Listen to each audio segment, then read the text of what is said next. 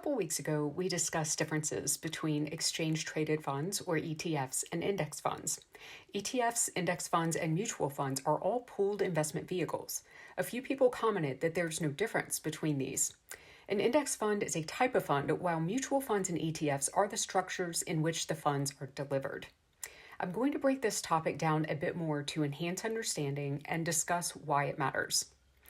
The choice made can mean differences in fees, taxes, and flexibility that can cost or save you six figures over time.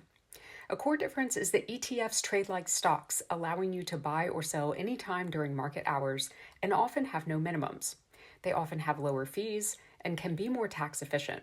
Mutual funds are pooled investments managed professionally or passively. These trade once a day at day's end at the NAV or net asset value. These often have minimums and sometimes have higher fees. The average actively managed mutual fund charges about 0.85%. Contrast that with an S&P 500 ETF like VOO that has an expense ratio of 0.03%. Over decades, that gap compounds. Let's consider investing $500 per month for 30 years at 8% growth. Invested in VOO, the yield would be about $745,000 given these assumptions. In a mutual fund, the yield would be about $624,000. The difference, just from fees, is about $121,000. Taxes are where ETFs stand out. ETFs are tax efficient. There are no forced capital gains distributions when other investors sell. Mutual funds are less efficient. Fund managers trading can create capital gains you must pay taxes on, even if you don't sell. This matters when these investments are held in taxable accounts such as a taxable brokerage. Over 15 years, about 90% of active mutual funds underperform their benchmarks. Passive ETFs and index mutual funds tend to be more cost-effective and consistent over time.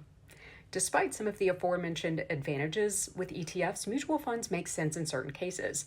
Many 401k plans only offer mutual funds. If you have a 401k, you may be in a target date fund. These automatically readjust investment allocations to reduce risk as you near retirement.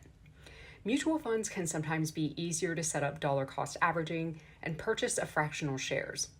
Note that some mutual funds carry a front-end load or sales charge that is paid to the advisor that sells them. You'll want to work with a fiduciary who prioritizes your success over commissions.